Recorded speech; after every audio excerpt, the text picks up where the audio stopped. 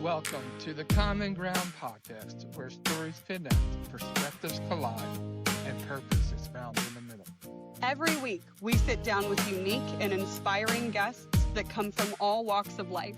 People who challenge the status quo, overcome the odds, and live with intentionality. Whether you're driving to work, on your morning walk, or just looking for that spark to ignite your week, you're in the right place. Welcome to the Common Ground podcast with your hosts, John Fletcher and Sydney Nicole. Welcome, everybody, to another edition of the Common Ground podcast. That's right. It is your host, Philly. He is here. He is happy. He is so excited to get this episode started.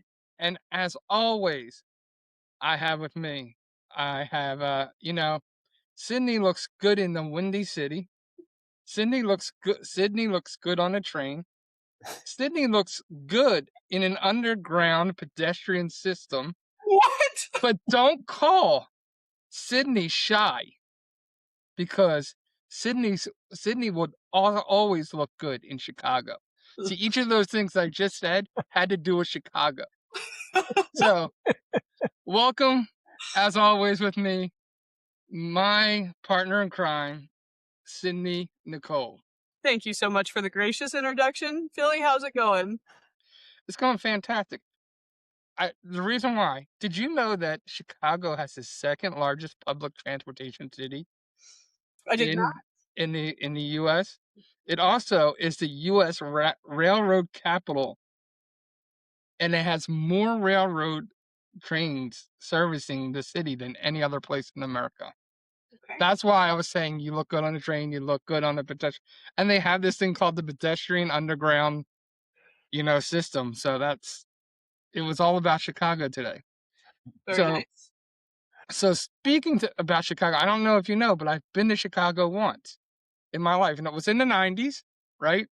And everything was over this, over that, over this, because that's what's on my team, right?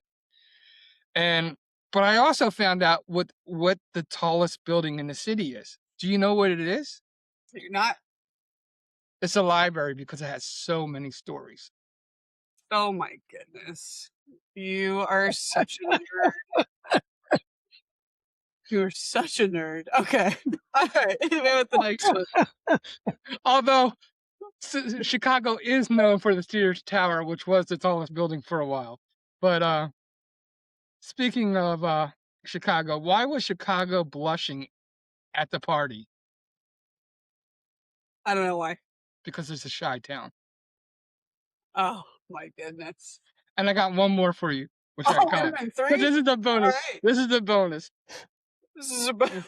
This is a bonus. I'll be the judge of that. Okay, let's go. What does a Chicago pizza wear to smell good? What does a Chicago pizza wear to smell good? Yeah. I don't know. What? Calzone. Oh my Lord. Okay. Yeah, y'all got a bonus one. Let us know in the comments what your favorite dad joke is. Man, oh man. As you probably have figured out by now, our guest must have something to do with Chicago, right?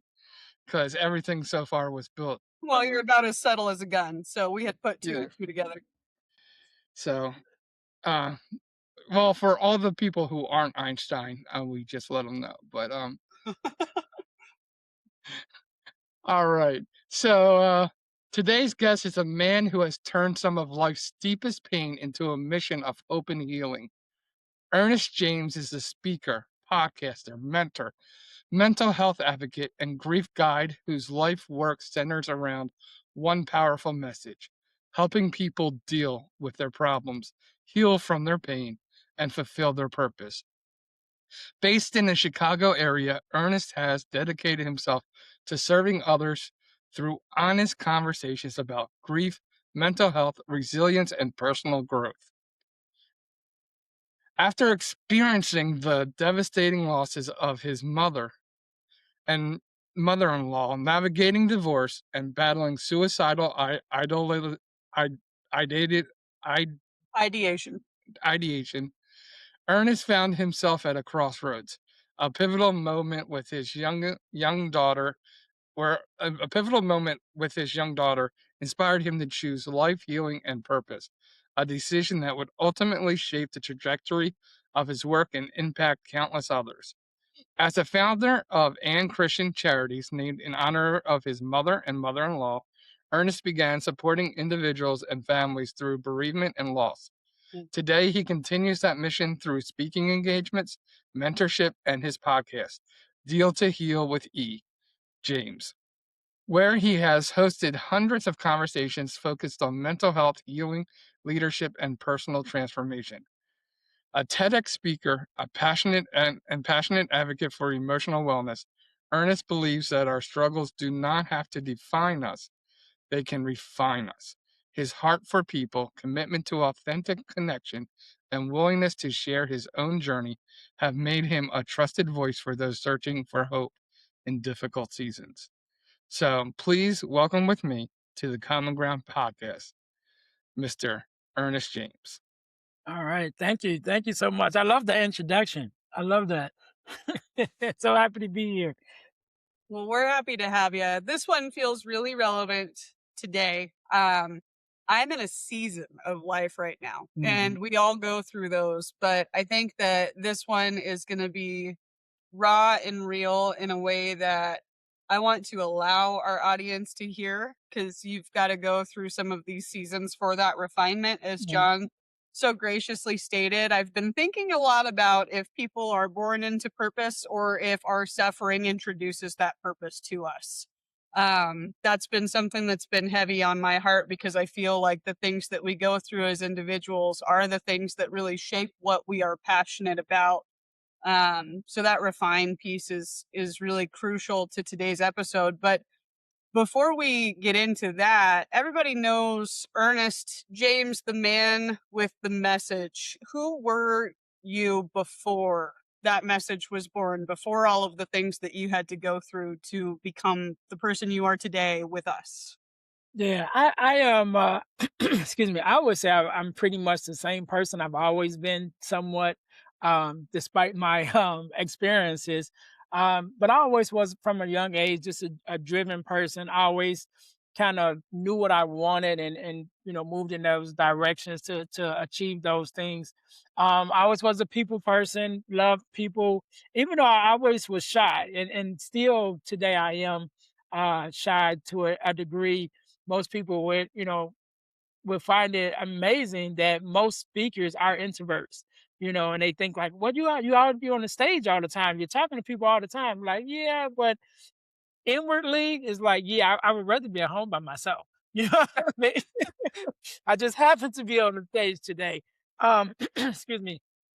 But yeah, I always was just a person that cared about people, born and raised in the church, so ministry was really heavy. And one of the things that kind of formed that, my mom was a pastor, and even before she became a pastor, just being a minister and just being a woman of faith growing up, one of her prayers was God, give me a love for your people.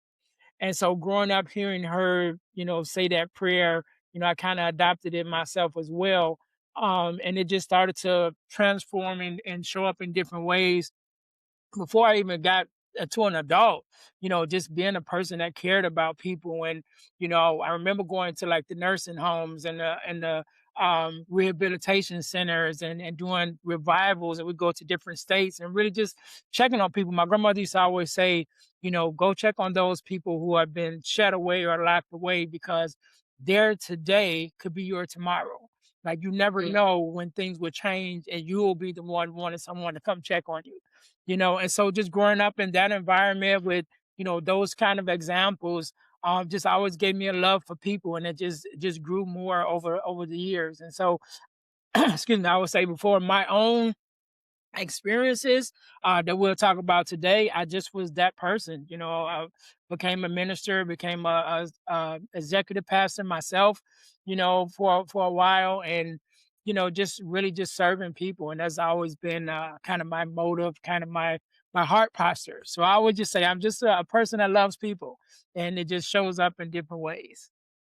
It is interesting the what you said about speakers being more introverted commonly. It's I used to be called an extrovert. I think that people today would still call me an extrovert. Yeah. I heard this term, is it ambivert? Is that what it is? I So maybe. there's an in between where it's Mhm, somebody that like recharges alone but is good in front of people. And I feel like the older I've gotten, the more I've become. If and somebody in the comments, if you know what I'm talking about, put that in the comments. I think that's what it is, but it's this yeah, hybrid of both because I used to recharge with people because I was seeking validation in people. And mm, then the more healed version of myself realized that the wisdom that I had to offer through my experience was valuable and that required interaction with people. mm. So, like what you said, loving people allowed me to be that person. But now, like, I need a 3-day weekend in the woods in a cabin alone to recharge in order to offer that side of myself to people Yeah. 100%. I agree. I started hiking like 2 years ago, I think, and it was just like the most amazing thing that I've started doing, and I love it, especially being from Chicago, being in a big city, still concrete buildings and all of that, to be able to get away and just get, because we got the Indiana Dunes not too far from me, maybe a 45-minute drive, and to be There you able to go. go there, be by the water, in the woods, nature, like far away from the big cities is like it's amazing. I'm lucky to be in Colorado because there's a lot of, I mean, 30-minute away hiking trails, and you're not totally alone because people in Colorado, that's their thing. That's they go on trails, so you've got to do the hello head nod while you're on the trails. Like, pretty weather today, eh? Like that Yeah. small talk that I do with my Canadian working partners is what it feels like, but it's true. So I totally relate to that. You had said that you've always kind of been this person that loves people and has this heart posture to serve others. The question that I was originally going to ask you is what was the breaking point, but my question has changed a little bit based on that information. I think that that's typically what people ask is what was the breaking point where you realized, one, I either need to address this, or two, this has become my mission. But based on what you just said, I think that the better question is what were all of the little moments that maybe nobody else noticed before it came to that point? Like when you shared about your daughter, share that with us. Yeah, so before, before the incident with my daughter, right, I did a TEDx talk, like 2 years ago, I think it was. I did my first TEDx talk, and it was about this whole experience that I'm finna talk about now. And even when I was talking then, I say a couple years ago, if you had known me, you would have found me in a space where I was living a D life, right? I was going through divorce, I was in debt, I was depressed. Mm, Then my mother-in-law died. She mm, died from cancer. Then after my mother-in-law died, sometime after, my own mom died from cancer as well. And so I'm dealing with all of these things all at the same time, right? And I'm struggling because I can't change any of these situations. Like I look at each situation separately, and it's just like I can't change it. Like I can't fix my marriage at that point because it was what it was. I was in debt. This was like right around the beginning of COVID because everything was shutting down, and so the work wasn't the same. So now you're not making as much money. Just a whole lot of things, and all of it going on at the same time, to the point where I started having suicidal ideations. And my daughter's my only biological child, and during this time period, me and my wife at the time, even though we were talking about divorce, we were still together. We were right. still living together. We were still under the same roof. And so this one particular day, and to mind you, I'm having these thoughts. I'm not telling anybody about it. I'm just thinking about it because I'm just like, man, things are so bad. There's nothing I can do about it. And, you start having these thoughts of what it would be like if you removed yourself. Because all of these situations that I'm dealing with, I'm the common denominator of all of them. So if I remove myself, then maybe each one will get better, you know. And so I'm having these thoughts. I'm going through this in my head. And this one particular day, my wife at the time, she was gone, so it was just me and my daughter at the house. And my daughter probably was like 7 or 8 at this time, and so I got the kiddie pool out, I got the sprinklers going, she got on her little bathing suit, I'm sitting on the porch watching her, she's playing in the water, jumping in the little pool, and I'm just watching her, run around. And she's running back and forth, just laughing, having the best little time. And then she stops and she runs over to me on the porch. When she reaches me on the porch, she starts crying. And I'm like, what's wrong? Like nothing happened. You didn't fall. You know what I mean? I'm like, what's wrong? And she said, I miss my grandmothers. And that moment just changed me so much because I'm looking at my daughter, as young as she is, number one, to be able to be dealing with that amount of grief, that even in the midst of her having so much fun, grief hit her just like that. Yep. But not only to be dealing with it, but then to have the words to say to me, I miss my grandmothers, like to even be able to voice, like, this is what I'm feeling in this moment. I just had a moment to myself, thinking to myself, like, even though everything that I would felt I was going through, everything that I felt I was dealing with, what would happen to my daughter if I was no longer here? Mm, Because if mhm, she's already as young as she is, she can recognize that both of her grandmothers are no longer here. And my daughter always was a daddy's girl. It was always just us, together most of the time. And so I'm like, I'm around her more than both of her grandmothers were. So if she's missing them, who was around, occasionally, what would happen to her if I was gone? And mm, now a person that, she wakes up with me, she go to bed with me, she eats with me, you know what I mean? And now I'm gone, what would that do to her? And so I started to change my focus from that day forward. And I was like, all right, forget about everything I'm going through because I can't do nothing about it anyway. You know what I mean? I can't change these situations, but I can change how her life turns out. I can wake up day to day and say, what can I do to make sure her life is better? And that became, that initial turning point. It still was some things I had to go through, before I was able to really get to the other side of the suicide ideations. But that moment was the moment that I made a decision that that was no longer an option. Now I have to stay here. yeah. I know John has something to say, but I have to say this because I came into this episode knowing full well what this was going to evoke for me, and I made a commitment that I wasn't going to pull back from it. So, my daughter, my 5-year-old, I placed my oldest daughter for adoption in 2019 to my regret, and she will be 7 in July. It will be the first year that I'm not able to tell her happy birthday based on her adoptive parents closing the adoption. And about 2 weeks ago, I wanna say, my daughter woke up on a Saturday morning, and she's 5, my middle Mm, daughter, she's in my home with me, though, and she woke up scream crying. Like, she's a good sleeper, she doesn't have night terrors or anything like that, like, she woke up hysterical, and I ran to her room thinking something was wrong, and when I got there, she was bawling, and I was like, "Baby, what is wrong? Like, come to mama." And, like, I sat on her bed, and she came and she sat on my lap, and she said, "I miss my sister." And it was I struggle at 28 years old. Am I 28? What year is it? I don't know. I think I'm 28. I think I just turned 2026. 28. Yeah. So, I struggle at 28. I've struggled with self-harm my whole life. I'm currently doing a intensive complex PTSD treatment. Like, I am in class dealing with this stuff, like nose to the grindstone style dealing with this shit.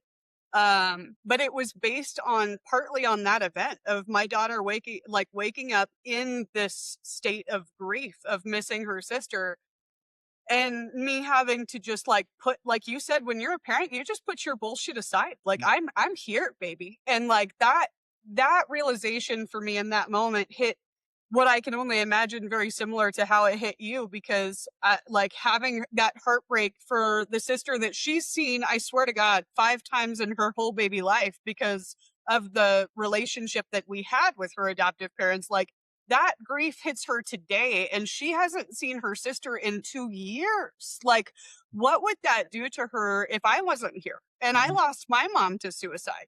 And mhm, so, like, having to disrupt what I carry every day to break this cycle of generational trauma, not for me per se, but for her, has been, my God, a rude awakening. yeah. Um, my follow-up question to that being like, what are the weeds that you had to go through? Because you said it's not as simple as like, yes, you can recognize this as a parent. Your child comes to you, you see their grief at 5, 6, 7, whatever age it is, right?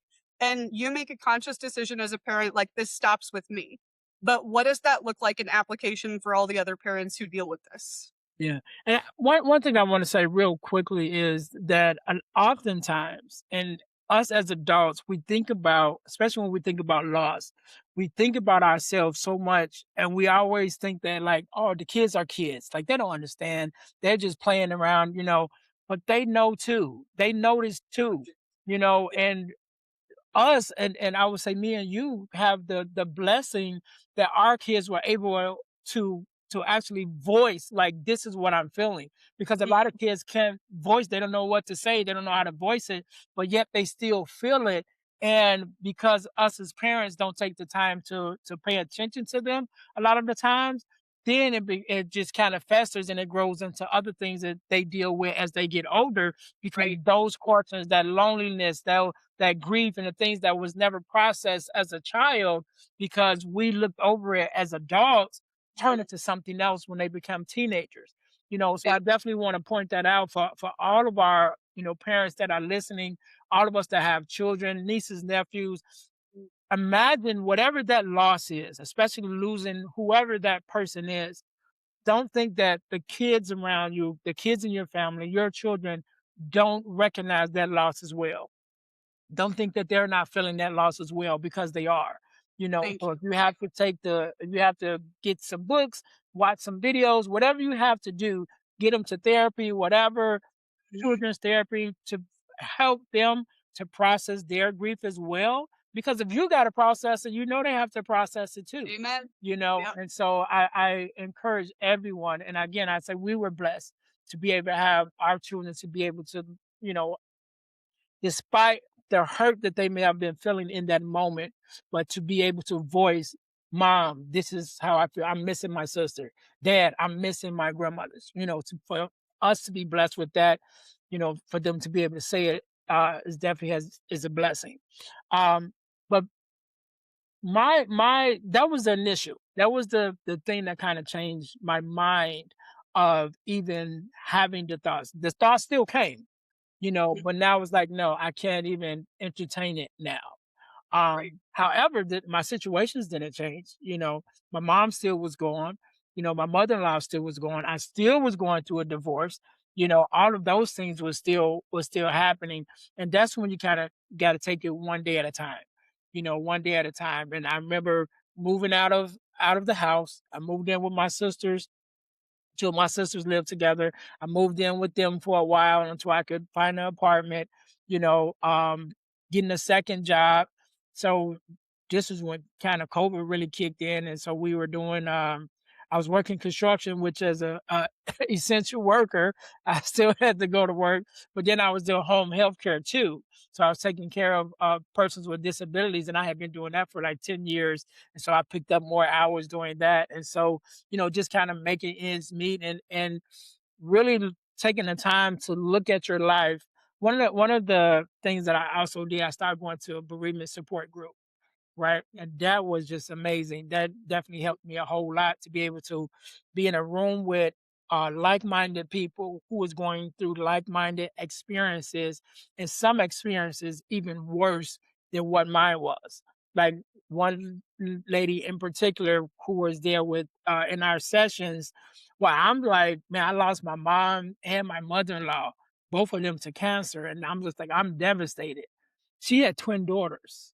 Someone came in her house and murdered both of her daughters. Oh my You know what I God. mean? And I'm just like, in that room, not saying that that made my hurt any less, but it was Thank you like for it following it up with definitely that. made a uh It puts loss into perspective. yeah, It's yeah, not that it minimizes your hurt. I'm really glad you followed it up with that statement because yeah, loss is hard regardless. Like, our pain is relative, but what we share as humans is the emotional experience that we felt. We can't control what we feel. We can just control how we deal with it, despite our life circumstances being different. yeah. And then all of our grief is unique as well. And so however I'm dealing with or I'm processing my grief may be very different from how you would Mhm. process yours or even how she may have processed hers. But it just kind of, again, Ugh, being in that environment of people who are, all of us are grieving, all of us are dealing with loss, different types of loss, but all of us are dealing with loss. And to be able to have those conversations of this is how I felt and this is what I'm dealing with today, because if you know that that grief wheel, all of the emotions is on that wheel, and yeah, any day it's like Wheel of Fortune. You spin it, and any day it can land on any emotion, and that's the that's emotion the of the truth. day. You know what I mean? Like you may wake up and you may Wheel be of really Fortune happy. is Yeah, generous, okay? There ain't a prize at the end of this fucking tunnel. yeah, it's not, it's not. And I would say that the grief wheel, a better way to explain it is like a hamster wheel. It's like a hamster wheel, Yes. and once you get on it, you never actually get off of it. You know, Yeah, it spins a little smoother. Sometimes the road is a little, easier, but you never get off of it because you're always constantly, reminded of the loss in different ways. Sometimes you may be triggered. Sometimes it may be a happy memory. So my birthday is in May. May 1st is my birthday. Around that time of year is always kind of difficult for me because my birthday's May 1st. My mom's birthday was May 15th. Then you got Mother's Day. Then you got the 4th of July. And then my mom passed on the 5th of July. So that whole time period, actually, we're in this time period now, as we're recording this whole session, of the year, every year is kind of like, you know, um, but it's a process and we deal with it. But yeah, so you just gotta kind of go to a day by day. And I now know I had to think about why I was talking about that. Um, the bereavement sessions. I started doing the bereavement sessions, and one of the things that I learned in bereavement was a term called your new normal, right? And it's the fact that things will never be the normal and the way that it was, but this is your new normal now. And if you can accept that this is your new normal, then you still can find the love, you still can find the joy, you still can find all those things that still exist despite the loss that you had. And so that was one of the things that kind of helped me too. Was like, all right, my mom's not here. I'm divorced now. My mother-in-law is not here. Okay, what do we do now? How do we move? And again, just a day by day thing that you have to go through, but it's just making that decision every day that okay, we're facing it again and we're gonna push through it, and having that, and I would say also having that one thing that you can hold on to. And my one thing at that time was my daughter. So every day is like, all right, I gotta be here for her. And so what does that look like? What are we doing today? How am I showing up today? But checking out is not an option anymore. And so it is again, it's just a day-to-day decision that you have to make. So I kind of want to go back to the beginning of Mhm. this podcast for a couple of reasons.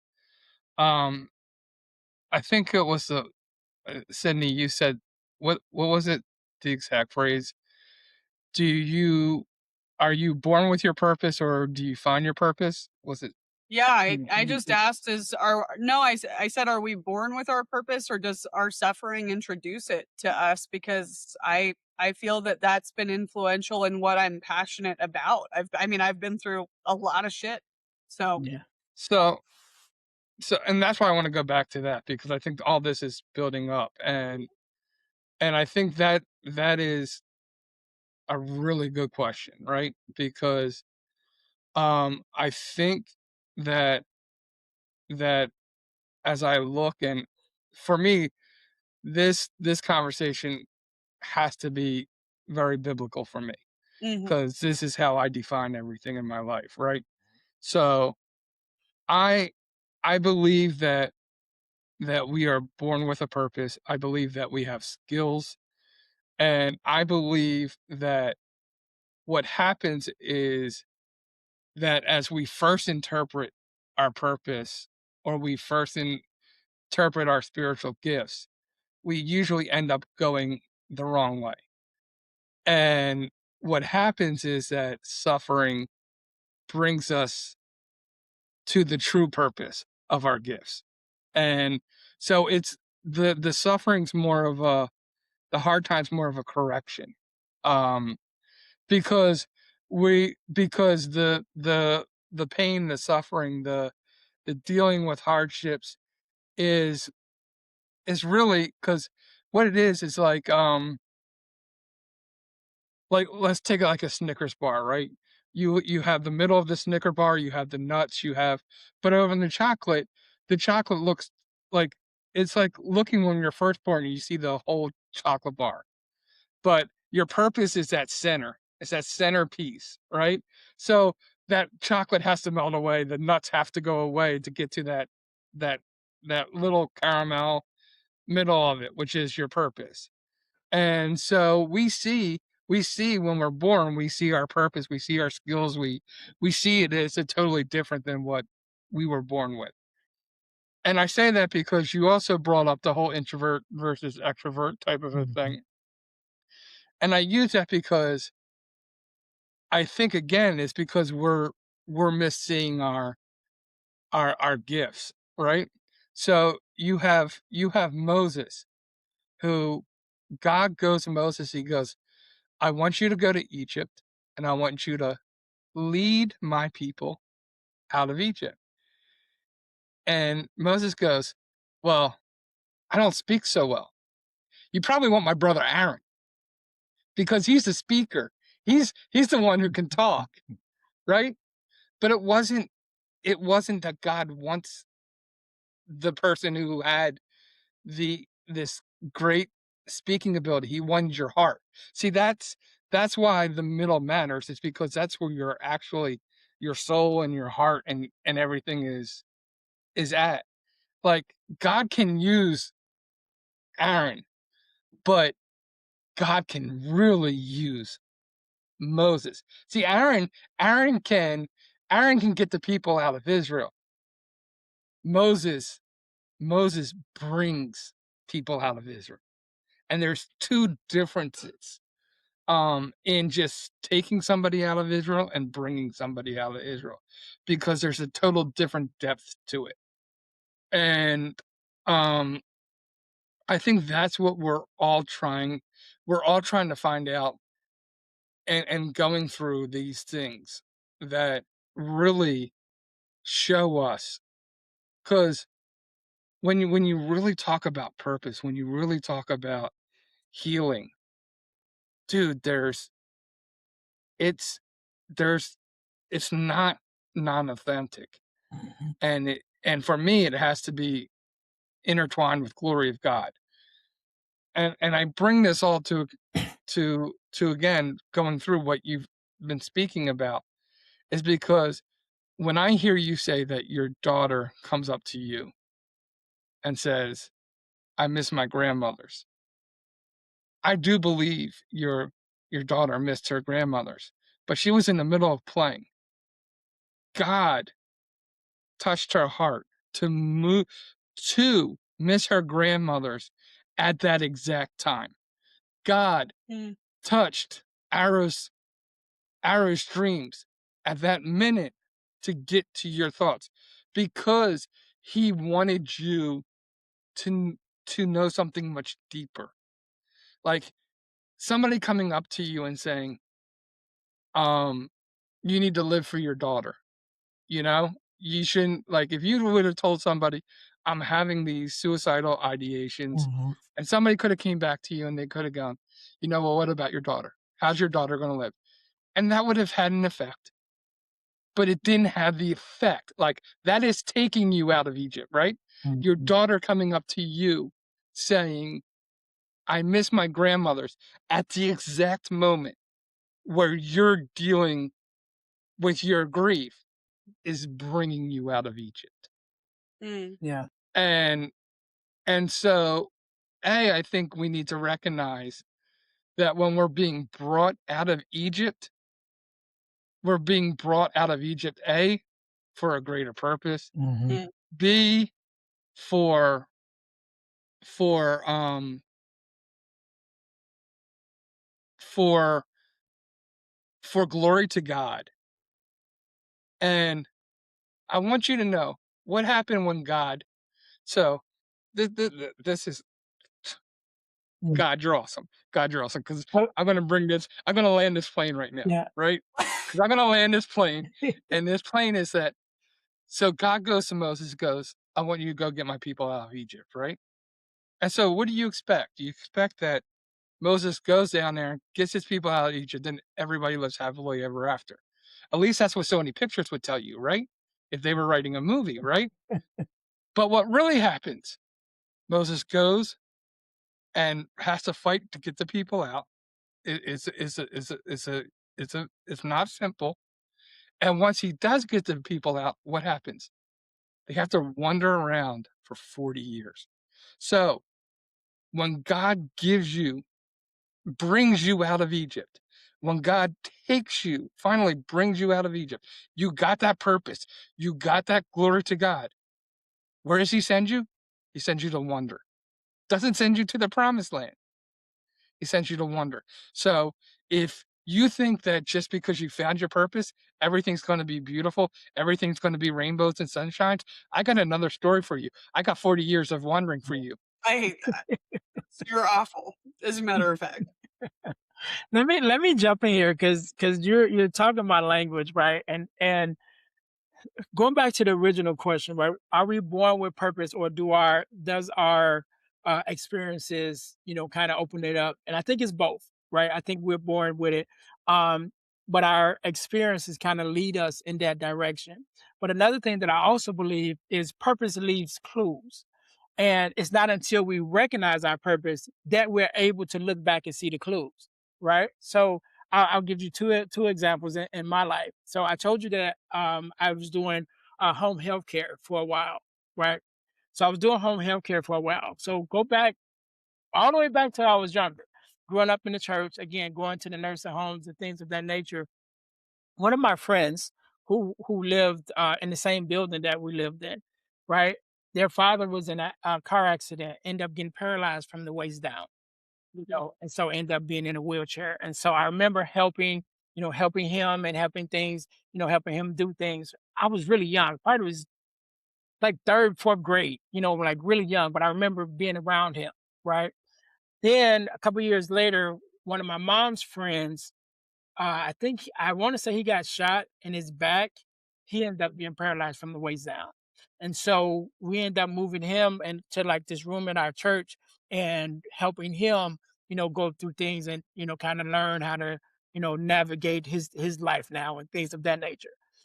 So I think that kind of gave me like a soft spot for people in wheelchairs, right? Just at a young age. Fast forward, I don't know, 20 years later, I'm doing home health care.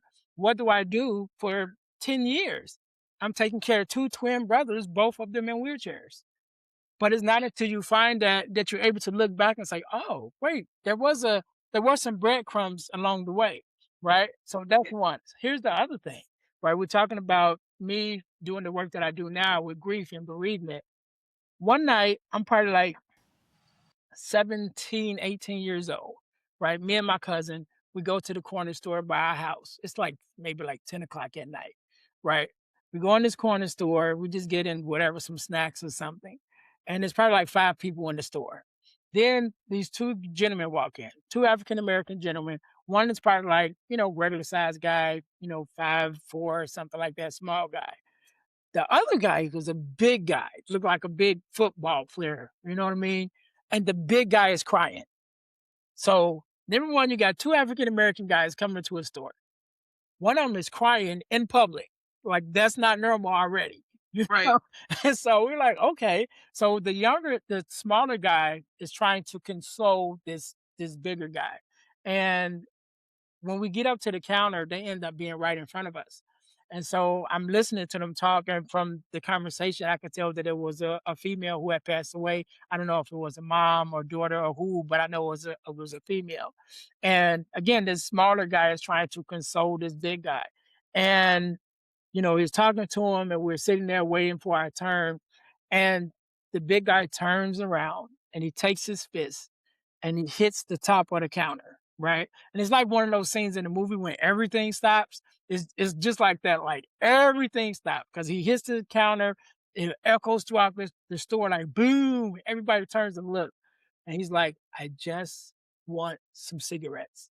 So it was like 5 people in front of him. So everybody just like moved out the way, like, hey, get this guy some cigarettes. They walk to the front, he buys cigarettes, they walk out the door. I don't think I've ever seen them before that day. Definitely haven't seen them since that day. I was 19 years old. I turned 50 this year. I didn't remember that. I remembered it, but I didn't remember that story until I got into bereavement. Till I'm going through the whole bereavement process with after my mom passed and my mother-in-law passed. And it's like, oh, why did I remember that story? Because that Mhm. was the crumbs. That was one of the breadcrumbs that's leading you to your purpose. So when you find your purpose, you'll be able to look back and say, oh, I can see those dots as they're connected throughout your life. And that's how it is. So I do believe we are born with the purpose. We just don't necessarily know what it is. So God has to, again, put us through those situations that's like, okay, this is what I'm calling you to do. But you got to have these situations to now to have the heart of Moses to not only say, okay, I want to bring these people out, but really care about the people enough to stick to it. Right. Because if Mm, you know, like the story of Moses, when he got them out, they actually turned against him. It's like, why you didn't leave us there? You know what I mean? So it's like, dude, I do all this stuff to help you and then you turn on me.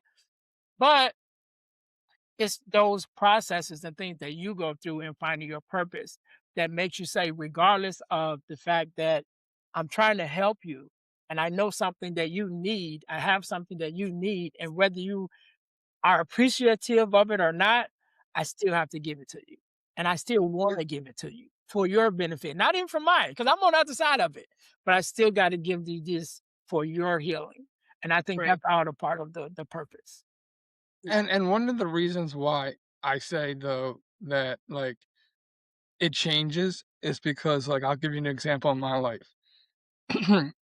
As a kid, um, I went around and I would collect the communion cups afterwards, and evidently I'd go home. And I can remember I would stand on the steps and stand in front of the vacuum and pretend to preach. Never, never, never thought anything of it. You know, I went to school to be a youth pastor and didn't ever want to be a really like the pastor. Um, I'd be fine. Like I was fine in the youth group preaching and stuff like that for the youth, but I didn't have that desire. Uh, After when COVID happened and I had gotten divorced, and it was funny, I had gotten divorced and I thought my life of service to God was over. You know, I was like, this is I no longer can do anything that I was always passionate about and always thought was my gifts. And God brought me to a church and I was became an elder and I preached 6, 10 times, 12 times. And it was then that I remembered sitting as a kid, Mhm. you know, the standing at the steps with the vacuum. I'd totally forgotten all that. It was a memory that resurfaced. Right. But even then, I thought that I look back at that period and it's like that was preparing me for this moment now. Mm, Like being able to speak in front of people, being able to develop some communication skills, developing my pastoral care, which I think, you know, is a part of a role that I play on this podcast, you know? Like all that was gifts that God was building in me. Like, and I always talk about, like, to me, everything in my life through my divorce, you know, so Mhm. I have empathy for people. My, you know, going through depression, I can relate to people, you know, all this different stuff that allows me to be here at this moment and live out my purpose, which is showing people a Christ and b, you know, to come together and to show that to live out love your neighbor as yourself, you know, to love the Lord your God with all your heart, you know, like that's my purpose, that's what I'm living through this podcast. So no, I get it, and but sometimes we get caught sometimes in that chocolate covering Mhm. because that looks nice and dandy at for that period. Yeah, yeah. And I don't wanna go I'm not gonna stay on this too long because I don't know if this is the way we're supposed to go with the conversation, but I definitely, agree with everything you just said, right? So growing up, in the church, growing up, with a house, not just a house, but just a family lineage of preachers and pastors and ministers, right? As a young kid, and I still do somewhat, I always had a soft voice, right? Really soft voice. And so I always got made fun of for my voice because it was so soft. And so I never wanted to speak, which actually added into me being an introvert because it was like, nope, if I don't say nothing, they can't make fun of me, you know? But I always kind of envisioned myself in front of people with a suit on. And so to me, it definitely wasn't preaching. It was like, oh, I'm gonna be like a manager or a business guy, So I'm like, yeah, I like wearing suits. I'll be dressed up, and so that was kind of my vision of what I thought that represented. Fast forwarded, I'm like maybe 15 years old. Again, growing up in church, we would have a youth day, and on a youth day, the youth would do everything. Like we would usher, we would sing, we would preach, like the whole 9 yards. And the girl who was over the youth department, she probably was only like early 20s, maybe 23. But she would always be the speaker. And so this particular day, the pastor was like, no, like we always have the same speaker every time, and we have a whole array of kids, that can speak. And so the pastor chose me and my cousin, like you two, right on the spot. You finna preach right now. So he went first, so that gave me like a couple minutes of finding scripture, and that was my very first time speaking in front of a people, speaking in front of people and ministering, in that way. And again, over the years from that day, over the years, it kind of built out until eventually I again became a minister. I became a pastor, executive pastor, and all of those same things. And just like you, during COVID, I actually helped start a church. Me and a associate minister, we were both associate ministers at a church. We left that church and started our own church. And we were in existence for 10 years. And then when COVID hit, we ended up having to shut everything down and kind of lost the church. And that was a part of things that helped, that added to my depression as well, because then I lost the church. Then I was going through my divorce at that time. The work has slowed down. So all the things, especially as men, that you find your identity in, all of those things are jacked up now.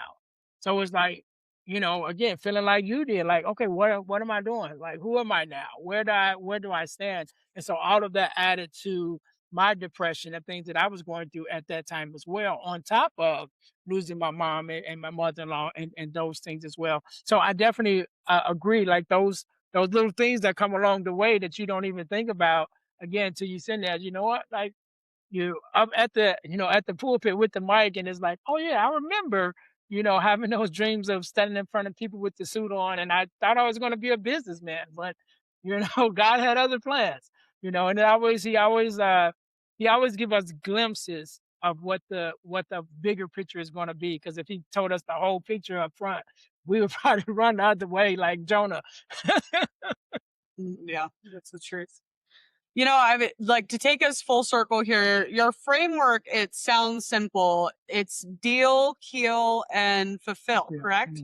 Yeah. And I want to talk about that for just a second. I know that we're coming up relatively on time, but I think that it's important because I think that some people mask healing with success. And I Mm, say that because yeah. I'm guilty of it. I think that this is very common in men specifically. I can outperform what I've been through, and that can become my newfound identity without actually dealing with the trauma or the loss or whatever it is that they have been through.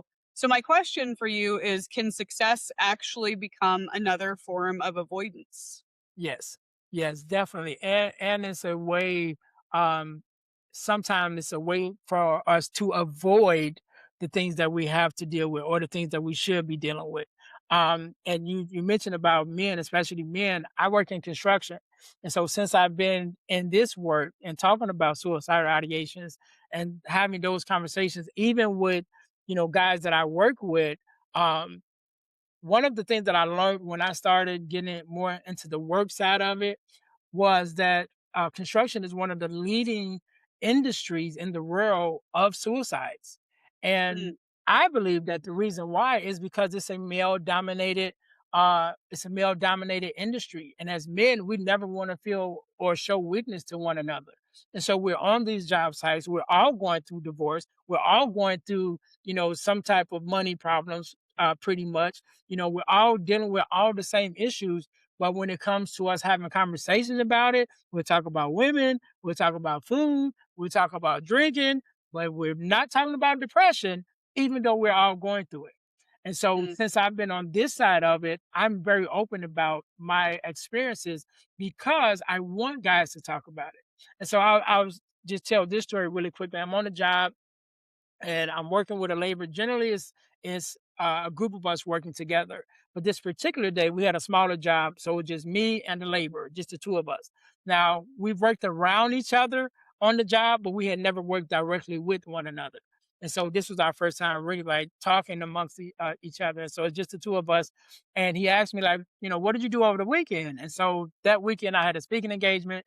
So I was telling him about the speaking engagement, telling him about my podcast, and I told him, on the podcast, we talk about different things. I talk about things that I've been through, my divorce, and all of that, and suicidal ideations. And so when I said suicidal ideations, he kind of like, oh, tell me about that. And so I told him the whole story with my daughter and all of that. And that opened up the door from him for him to be able to share. And so he started telling me that family members in his family had all dealt with suicidal ideations. And not only had they dealt with it, his father actually went through with it. And he was the one who found his father's body. mm, And then he himself was, had times where he dealt with it and still at the moment had been dealing with, different things.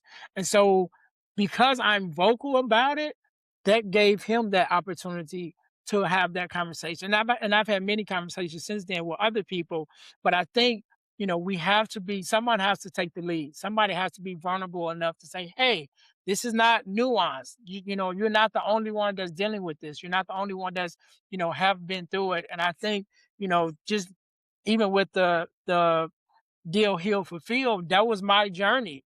And so that's how I teach people to kind of deal with, make it through their whatever the things that they're dealing with, because that was the journey that I had to go through.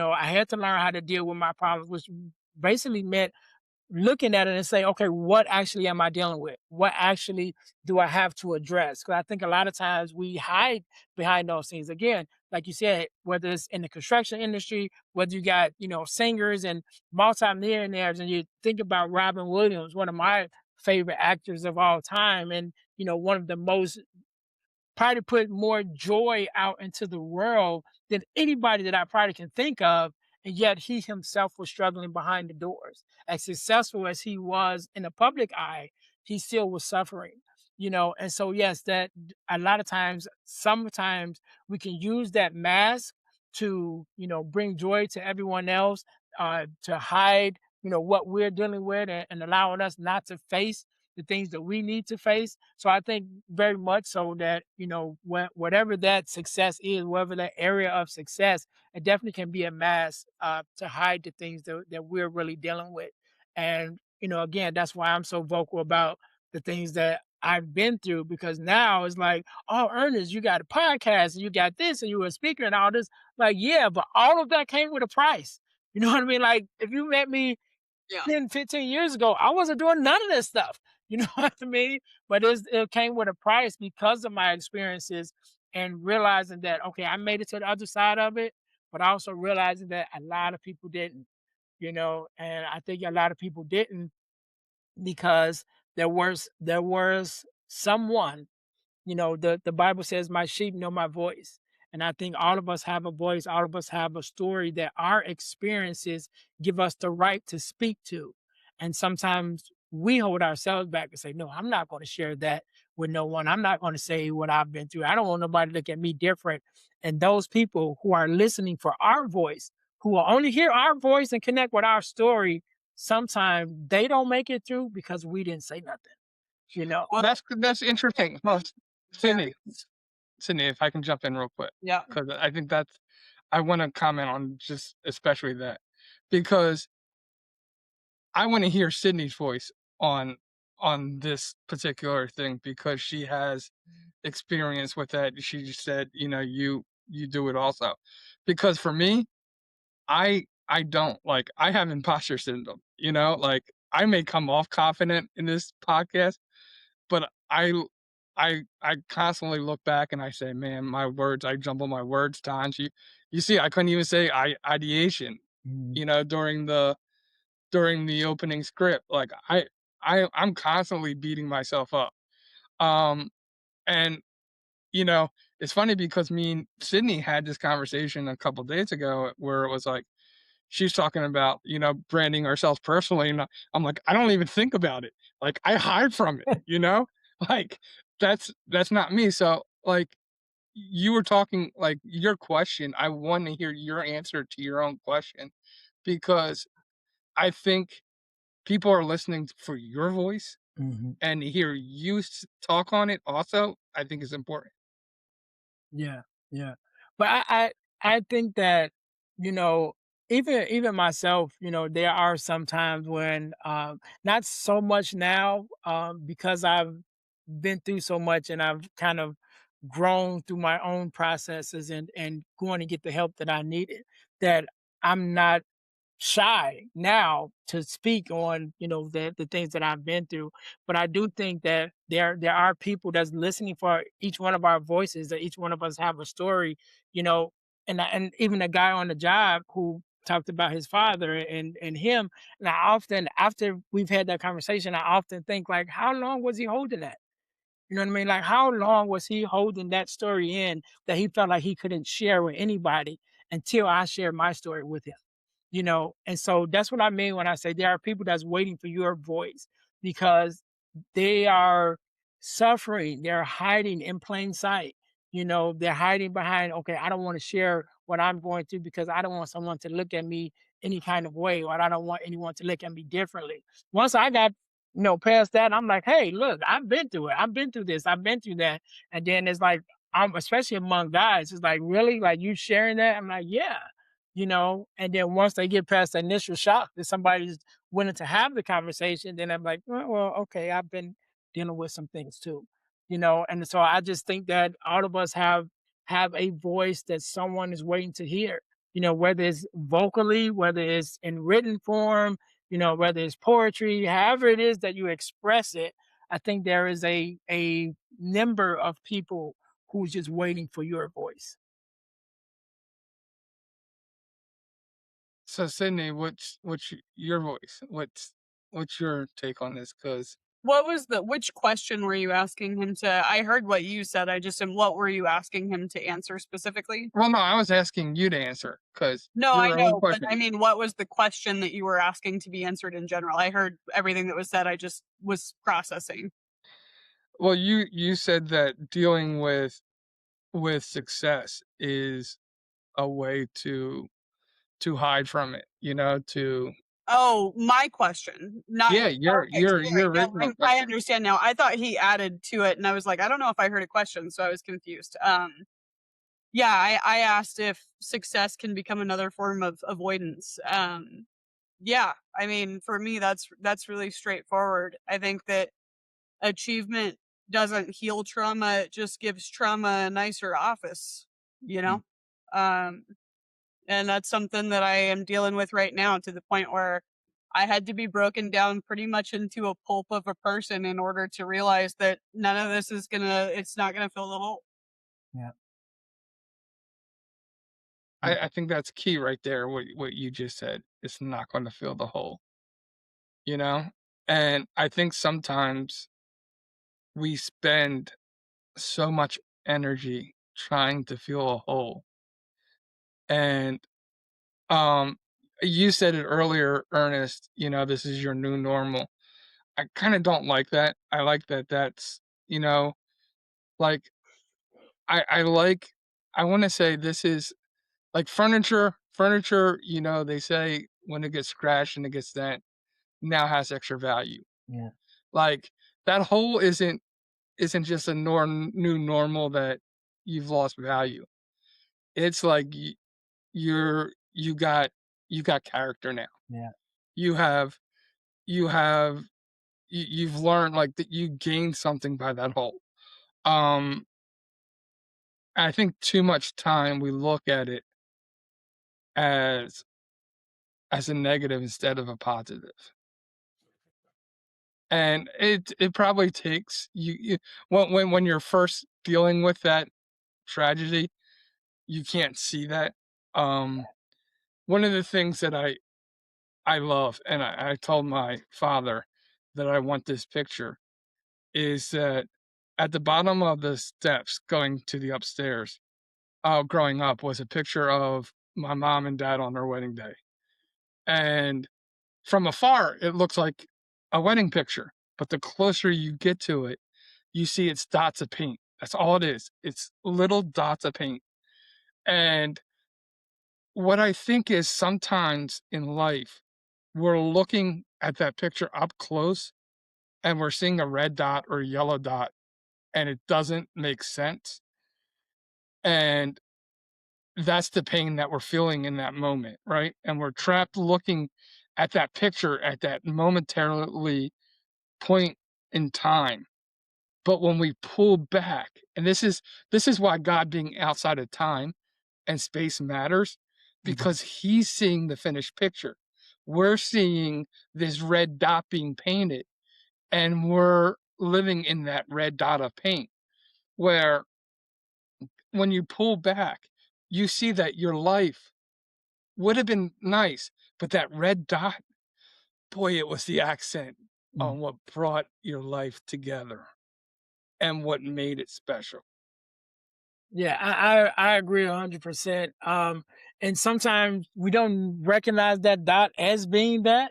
You know, like you said, we're so close to it. What they say, you can't see the forest because of the trees, and like we're so close looking at this one tree that we don't realize of how much this one tree is a part of such a bigger, a bigger process, a bigger picture. And so even our lives that we have, and that's why I love podcasting, since I've been into it, because I got into it, I was asked. That's how I got into it, because when I first did my first podcast episode, I knew I had heard of podcasting. I had never listened to a podcast. I had never been on a podcast. I really knew nothing about the industry of except only hearing about it until I was asked to be on one. And then once I was asked to be on it, after I did that first episode, as a guest, I was asked to be on like 7 or 8, like back to back after that. And that's what started, my journey into podcasting. But the point that I'm making is you never know how much something that you do affects the bigger picture. Me sharing my story about my daughter, especially doing the TEDx talk, how many people were able to watch that video, were able to listen to that talk and be able to resonate with that. Which to me, like I said, my daughter was 6 or 7. My daughter's 23 now, so that was so long ago.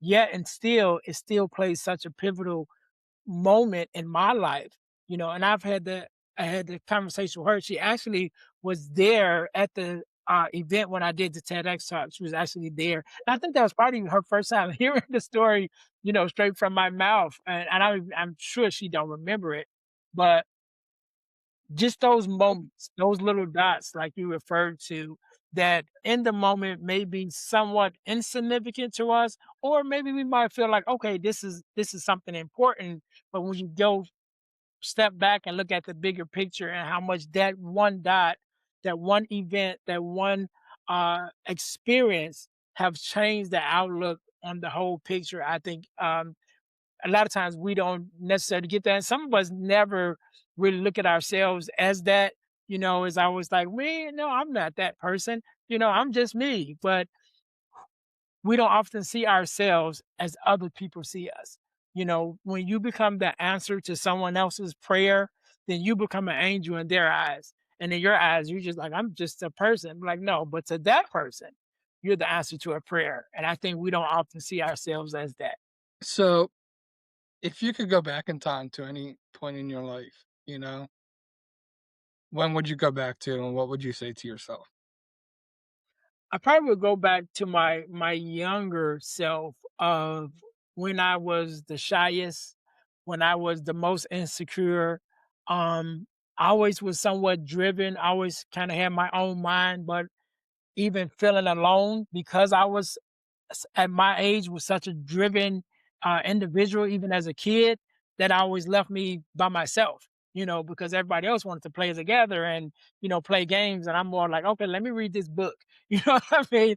So I would go back to that kid and just ensure him that everything's going to work out. Like, it's going to be all right. Like right now, you got the little soft voice and, you're really shy and you don't, want to be out front, but there's going to come a day when not only are you going to be comfortable being out front, but it's going to be necessary for you to be out front. And not just for you, but for those people in the audience. So I will go back to that kid and let them know, hey, don't worry about it. Take it easy on yourself now because everything is going to work out in the end. Mm, awesome. It's good stuff. That's awesome. I'll tell you what, like we didn't get to probably 3 questions that we were supposed to Right. get to today. So, I'd love to come back. We would love to have you back. but I truly believe that God dictates these Mhm. conversations and takes them where they need to go because either somebody right now between the 3 of us needs to hear it Mhm. or a listener needs to hear it. Mhm. And, Amen. so it was ordained, it was written that it should be this way, and Yeah. I love what we do, and I love this aspect of it because Yeah. I never know when I turn on this camera what conversation I'm go Yeah. I'm going to have, and that's the thing that thrills me, but that's gonna bring us to our key takeaways.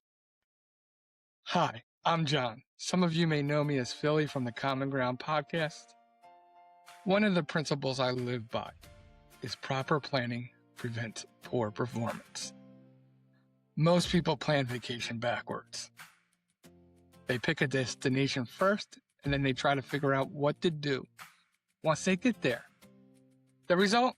A good trip, but often not the experience they were really looking for. See, at Experience Vacations Travel, we do things differently. Instead of asking, where do you want to go? We start by asking, what experience do you want to have? Do you want adventure, relaxation, family memories, romantic getaway, a bucket list experience you'll talk about for years? See, once we understand the experience you want, we can build the vacation around it. Because a vacation shouldn't just be a destination, it should be an experience.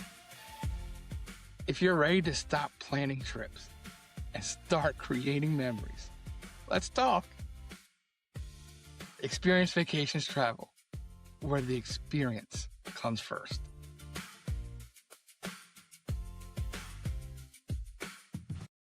Key takeaways. And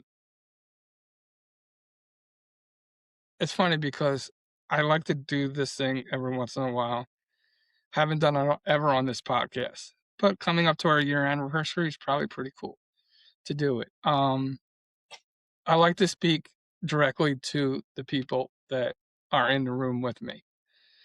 And so first I'm going to speak to you, Ernest, and I'm going to say that um, God has a special calling on your life. I think one of those red dot moments that we were talking about was your daughter at that pivotal point coming up to you. And he changed your trajectory of your life at that point for a greater purpose. And I see um great things in store for you. I see that God has a plan for you. Yeah. I see that you are a light among men. And I really just want to pour into you and say that it has been an honor speaking with you. And I can't wait to see where God takes it because the thing I love is that your your humility speaks, your authenticity speaks volumes. even in this conversation. And I love that about you, and I think that they're the people who they're the Moseses. It's funny, I've been studying Genesis,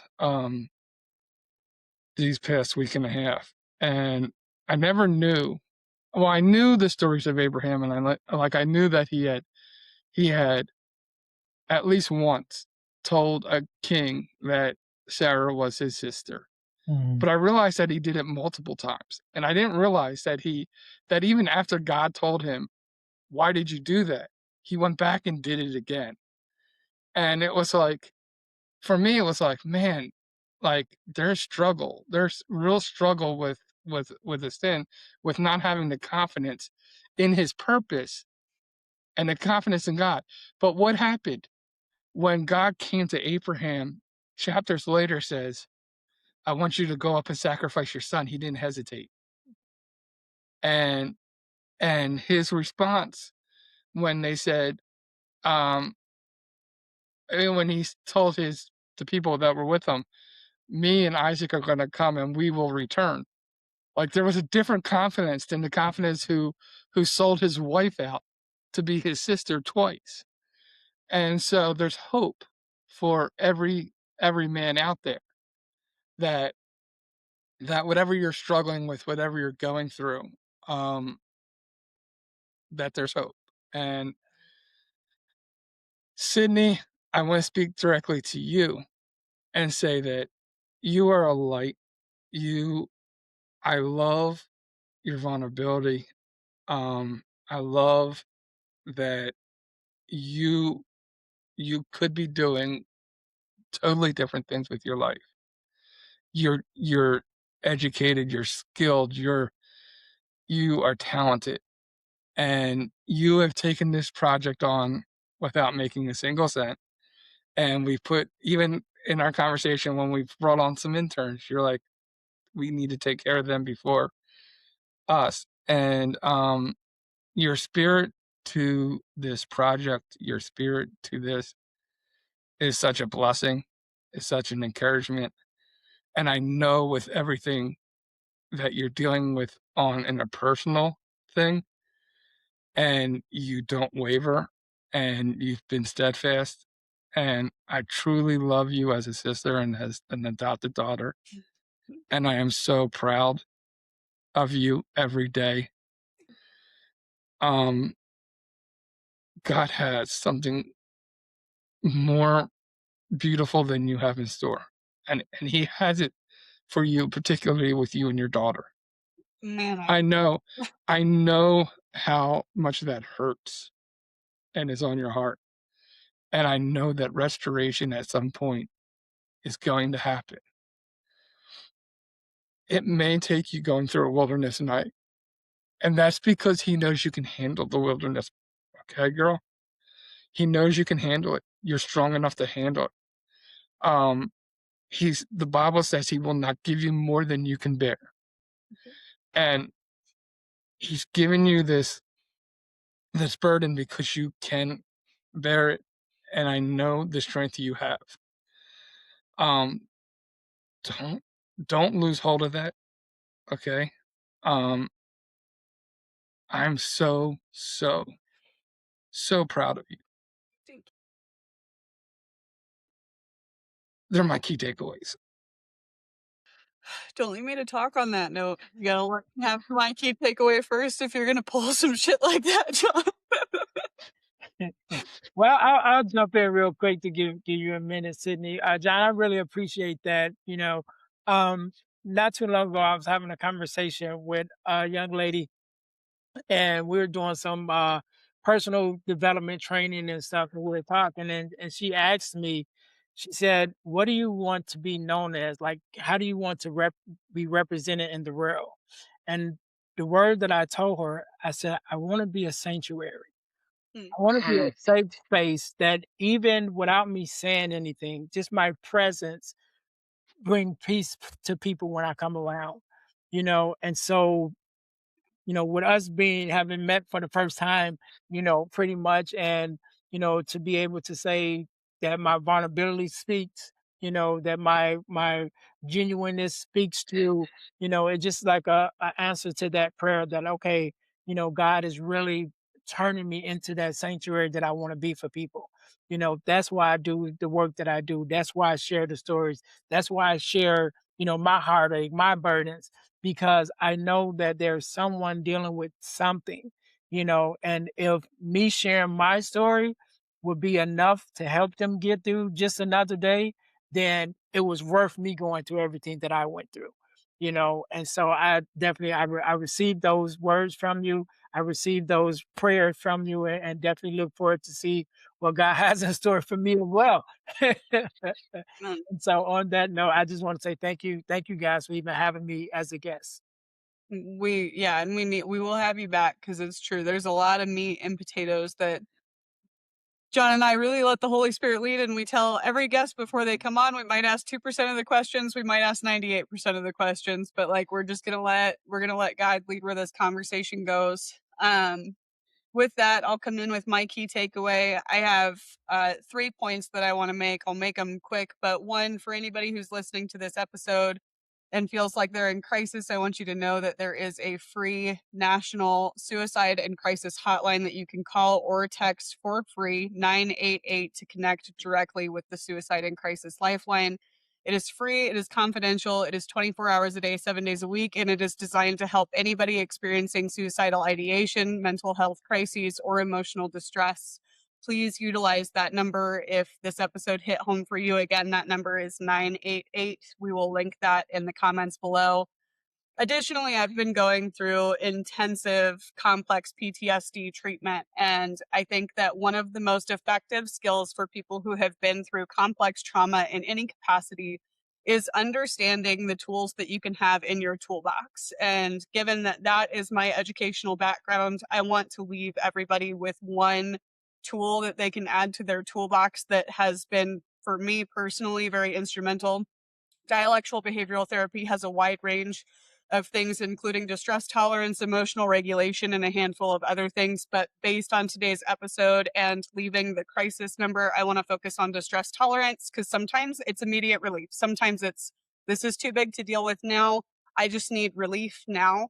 The tip that I'm going to leave everybody with today is called TIP. That's TIPP, and that stands for temperature, intense exercise, paced breathing, and paired muscle relaxation. The most effective of that component of tip for me is temperature. It sounds insane, but I do a cold plunge almost every day. It's 39 degrees. They don't recommend doing it for longer than 5 minutes. Some people can tolerate 30 seconds. Some people can tolerate 90 seconds. Some people it's 3 minutes. Some people it's 5 minutes. Some people it's longer. Okay. Do your research on it. Temperature change is a really good way to shock the body out of a nervous system fight or flight reaction when you are dealing with emotional distress and pull you back into your physical body.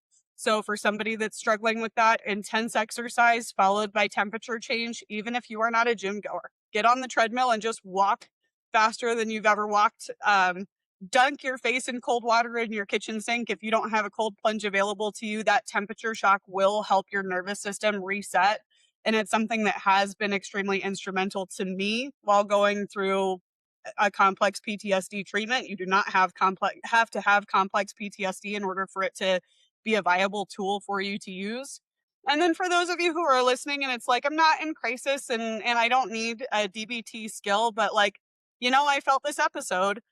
I think what you need to know is that you don't become who you're meant to become when everything works out. Mhm. You become who you're meant to become when everything in your life falls apart and you refuse to stay there. And healing begins the moment that your honesty with yourself becomes louder than the shame. And that has been a hard pill to swallow, but it's an important pill to swallow. Pain will try to name you as a person. It will try to define you. You don't have to answer that call. Your calling is a lot higher than that, and healing doesn't have a finish line. Like Ernest said, our guest today, it's just a daily decision to face what hurts instead of running through it. Grief is a cycle; it comes in waves. Very much like they teach women in labor that these contractions comes in waves. it's not something that you can control. It's not something that you can predict. So it's different than labor in that sense. You know what's coming.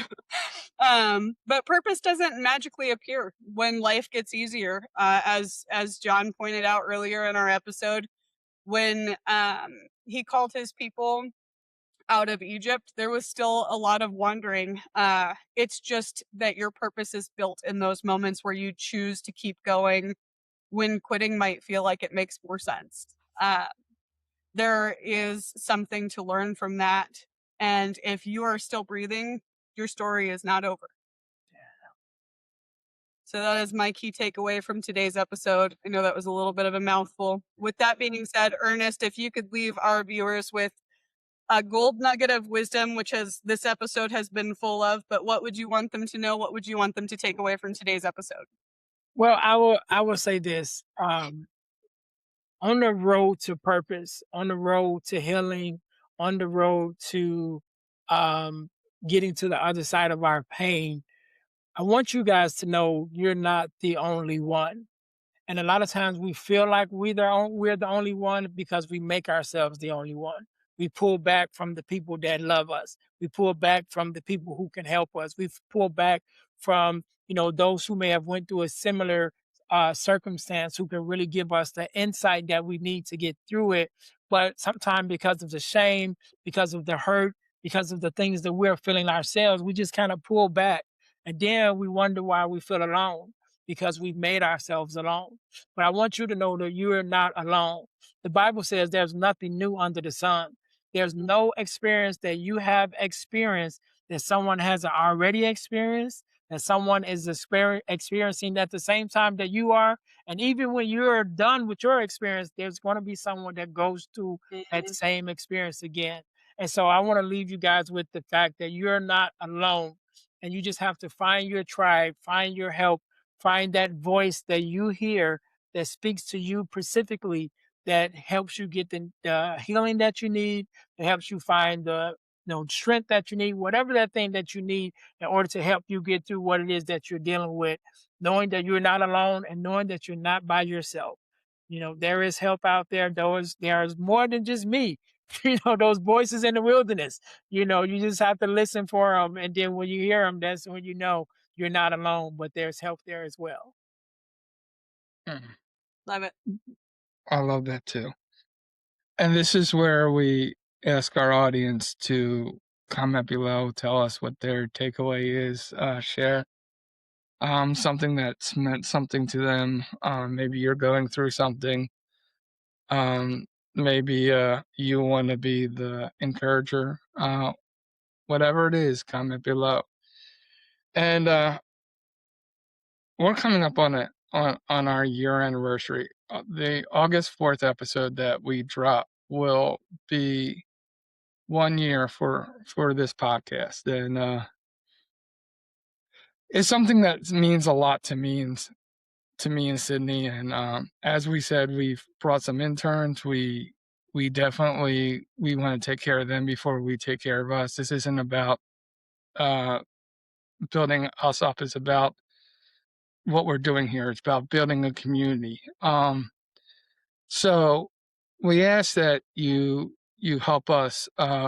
We definitely want to be 1K subscribers on YouTube. We're close to that.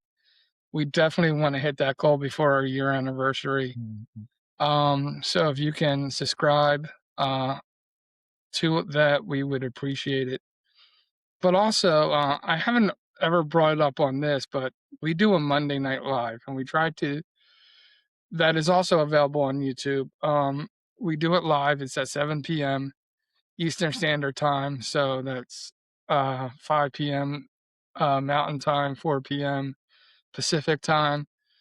And we really try to have the guests whose episodes coming out the day that day after on the show is a Q&A with them. It is very viewer engaged. This is where you get to comment. We play a game together. But on that, and then the reason why I'm bringing up is that the day before our anniversary episode, we are going to celebrate a year on that Monday Night Live, and we wanted to be a party. I'm hoping to get some sponsors and to give away prizes. Um, if that happens, that's something we wanna do. We wanna celebrate what you got like, all the great guests we've had, all the great conversations we've had. We can't do this without you, so we wanna party with you, we wanna celebrate with you, because 'cause we're really trying to build a community here, a group of people who can stand in the gap with each other, right? To have a place where we have resources for each other, a place where this when you're going through something, there's somebody who can pray for you, like this is about building something bigger. Um, so join us, join what we're building, and we do it for you. We ultimately do it for you. It costs us a ton of money to put on each episode, and we're not making currently any money, so it is something that we're investing into you, and we're grateful to do that, and we're proud to do that. Um, so join our family, and that's going to take us to our final segment, the final five, The final five. and Ernest, the first question is, who's your hero and why? My hero, I would say my dad.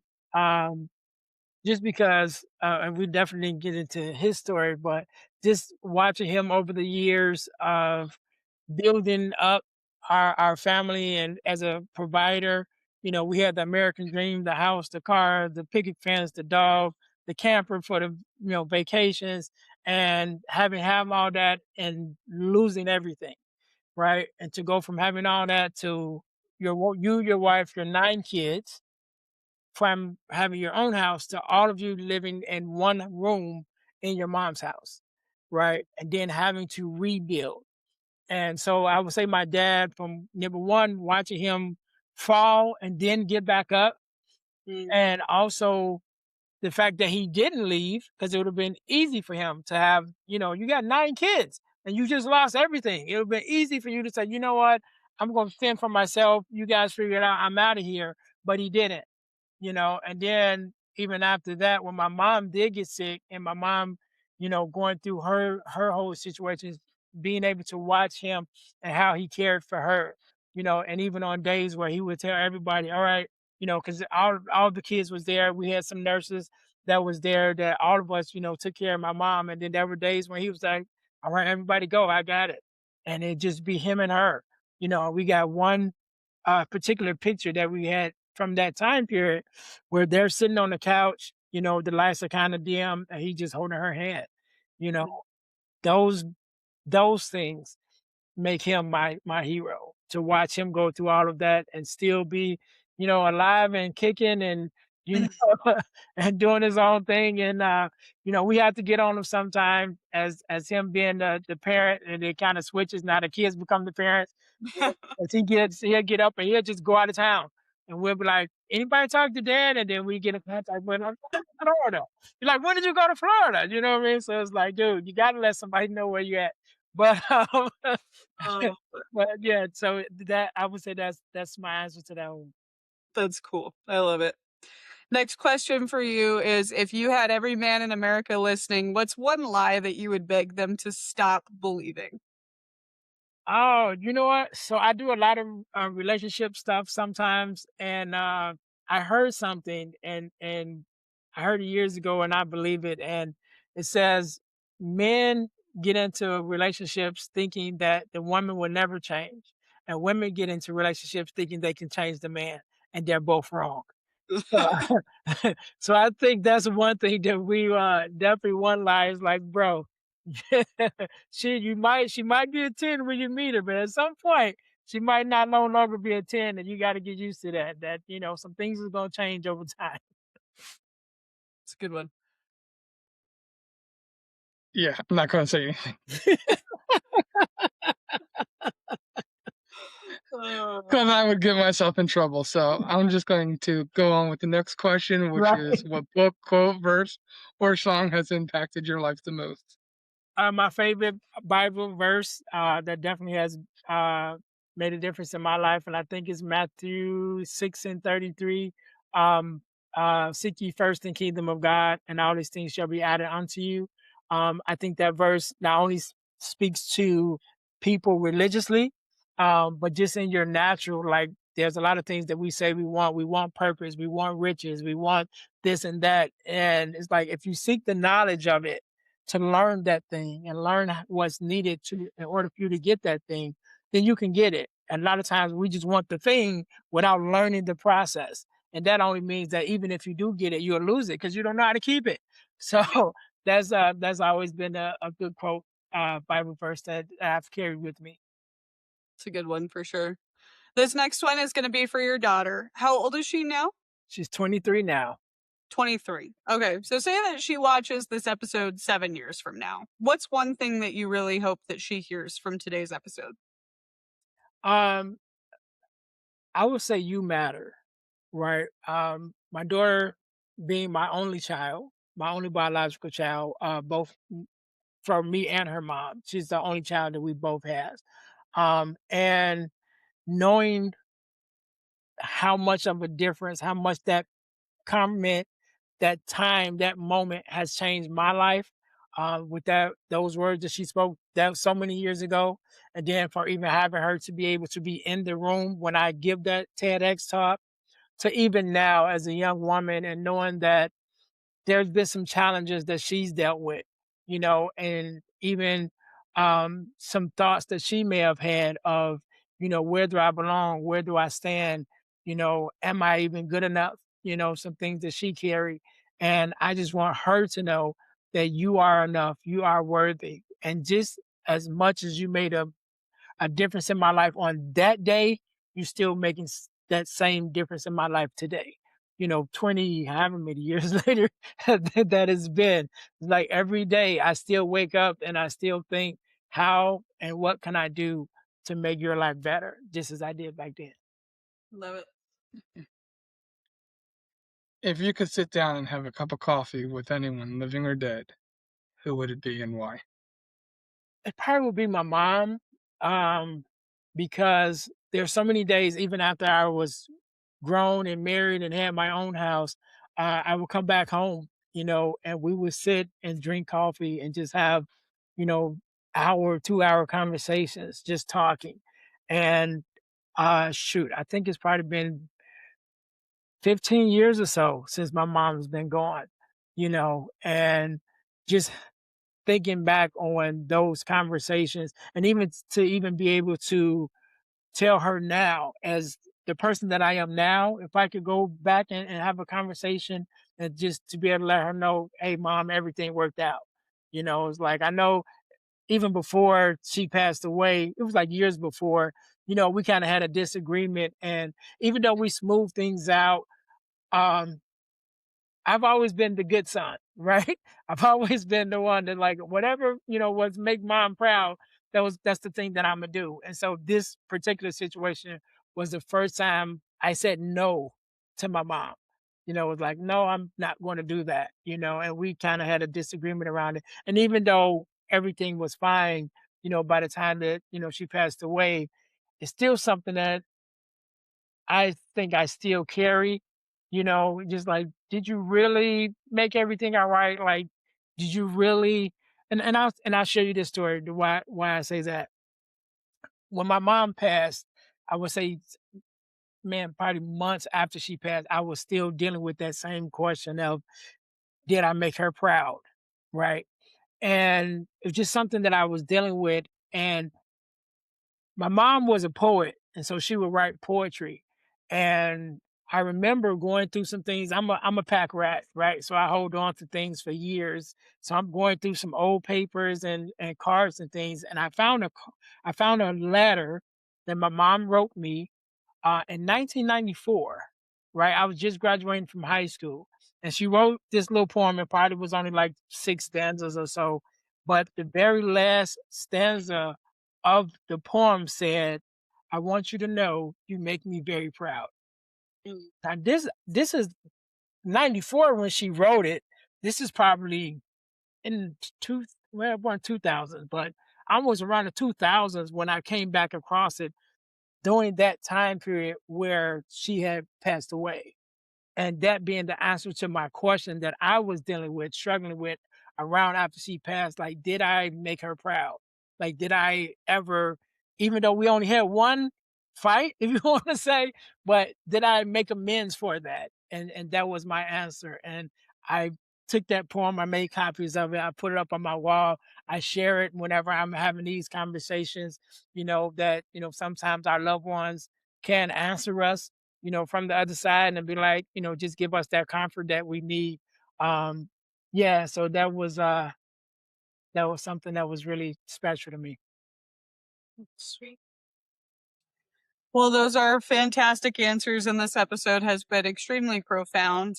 We would love to have you back. Ernest, for all of our viewers right now that are listening and want to connect with you before that happens, or even before we have you featured on our Monday Happy Hour, where can they go to connect with you? How can they find you?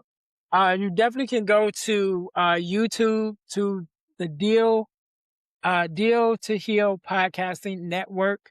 That is where my several podcasts is, but that's definitely where my Deal to Heal with E. James podcast is there.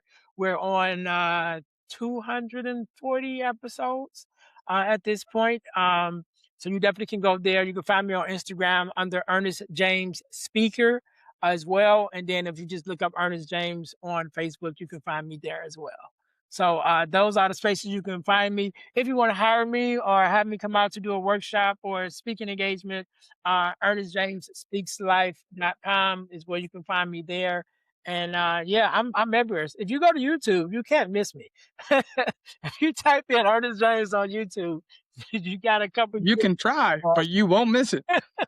Yeah. So yeah, you'll see my face. Very good. Awesome. What an awesome episode. Remember, when we take the time to hear somebody's story, it gives us the opportunity to find common ground. Mhm. Thank you again, Ernest, for being our guest today. For Sydney and myself, it has been our pleasure being your host, and you have been listening to the Common Ground Podcast. God bless and good night. And that's it for today's episode of the Common Ground Podcast. We hope you're leaving with a little more perspective, a little more purpose, and a whole lot more inspiration. So thank you for joining us today. We appreciate it. Thank you to our special guest. If today's conversation moved you, encouraged you, or challenged you in any way, don't keep it to yourself. Share it, rate it, leave us a review. Your support helps us reach more people who need to find their own common ground. So for John Fletcher and Sydney Curtin, we'll see you right here next week, same time, same place on the Common Ground Podcast. Please take a moment to listen to this disclosure from the Common Ground Podcast. The Common Ground Podcast is dedicated to exploring commonality among individuals with diverse perspectives. Our guests may present unique worldviews related to health, psychology, and overall well-being. Please note that the Common Ground Podcast does not directly promote or endorse any specific ideas, concepts, or actions discussed during our episodes. Listeners are encouraged to approach the information shared with discernment and to consult with their mental and/or physical health providers before making any changes to their health or wellness practices. The views expressed by guests and hosts are their own and do not directly reflect the opinions of the Common Ground Podcast. Your well-being is important, and we advocate for informed decision-making. Thanks for listening.